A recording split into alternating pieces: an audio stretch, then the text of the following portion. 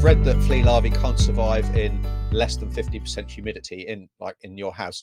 If my dog only gets a random bite and NexGard doesn't prevent a bite, will NexGard help him if a flea allergy? Thanks. Cool. So there's some great questions, Tara. So fleas can survive incredibly well in different environments. And I would say flea larvae, they can survive in less than 50% humidity. I think probably most of our houses will have less than that. What we get though is a difference in how long that lifestyle takes. So actually, like fleas, you're right, they love moist environments to hatch, to the larvae to then develop into pupae, and then the pupae to hatch out into fleas. The larvae, you're right as well, is that the larvae are the most susceptible stage in that life cycle to these environmental factors. But what happens is that what can take maybe 5 days for a larvae to hatch and develop into a pupa in optimal conditions can take much longer as that humidity drops. Now it's going to drop to a level where they probably don't survive, but I think it's going, I don't have a figure for you off the top of my head, but I think it's going to be significantly less than 50%. Things are going to have to be really, really desiccating, so direct sunlight, drying everything out completely without any protection. But the flea life cycle takes a lot longer. Now the issue here is that if we've got a very long life cycle, is that you can get a flea infestation.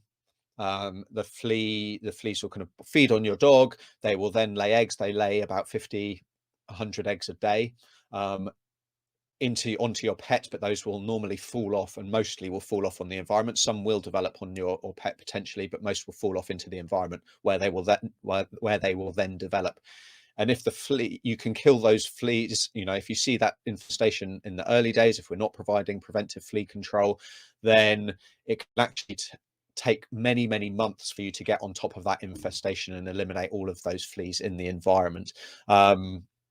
So yeah, I guess that's something to be aware of at the moment, where it's winter in the southern hemisphere. That flea life cycle is going to take longer than it is going to in a few months' time when everything starts to warm up. So temperature plays a big part of this as well. Clearly, our houses are warmer than outside, so that life cycle is faster inside than it will be outside, and that kind of thing.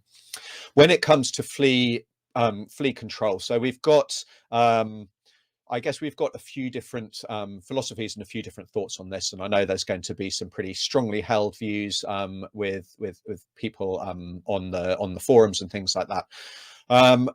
There's a couple of strategies. So we can use, we can kind of watch closely for fleas. We can flea comb and all that kind of thing to look to help kind of remove those adult fleas that are present on your dog. That's really challenging to remove all fleas that way. Our kind of more natural remedies, they can help suppress numbers, but then they're not nearly as effective as the kind of the pharmaceutical options, the drug options.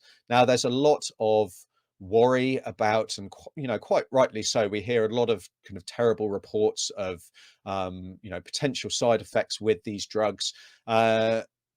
And let's address, I guess, NexGard, because that is the same class of drug as Bravecto, and there's a lot of thoughts that causes horrendous seizures in dogs, and it's a toxin and a poison.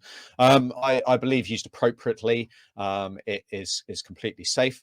Many of you are going to disagree with me strongly and say that that's not true, but I think the evidence backs that up. It can cause seizures. There's no two ways about it. It can cause dogs to seizure, but it doesn't cause dogs who don't have a propensity to have a seizure and are probably going to seizure at some point, or are epileptic, if you like. So I do not believe that it should be given to any dog who has a history of seizures. Absolutely not. It shouldn't be given to any dog who has got a familial history of seizures as well. So this is where knowing, I guess, working, if with your breeder, if you've got your dog from a breeder, knowing what that history is, and if any of them have seizures, then any of their siblings, parents, anything like that, then there are good alternatives.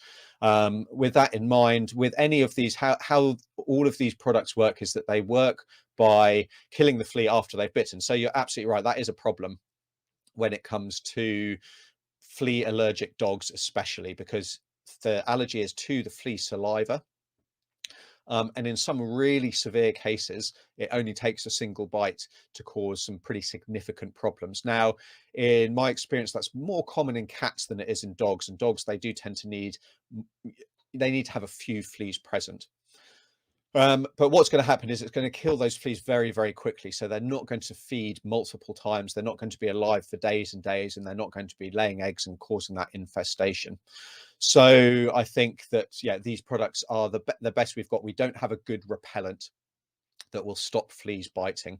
Something like the Seresto collar, you'll see that repels ticks, and it helps prevent ticks biting, which is really important when it comes to the transmission of Lyme's disease and various other tick-borne diseases. Depending on where you are in the world will depend on what tick-borne diseases there are. Rocky Mountain fever, paralysis, all that kind of stuff, which thankfully where I am, I've never had to deal with. We don't have that in our country, but it may be a problem for you. It doesn't do a good job of repelling fleas though, unfortunately. So it's the best option that we've got. I think working with knowing so the flea prevention that we need to be using is going to vary again depending on where you are in the world. Because if you're dealing with heartworm, if you're dealing with ticks, if you're dealing with other biting insects, that is going to depend. That's going to mean that the best parasite control program is going to vary. So with that in mind, the different products, the different strategies, the different techniques, kind of avoidance of particular areas and all that kind of thing as well, is going to vary. So I do think your veterinarian is the best person to talk to about the best parasite control program for you, given your pet's history, their lifestyle as well, and also, all of the diseases that are in your area. Penicillin is used to treat a variety of bacterial infections. It is generally thought to be safe for use in dogs. Penicillin allergies occur when the body's immune system perceives the drug as a dangerous invader and attempts to attack it. In this next video, learn about the symptoms of penicillin allergy and how to treat it.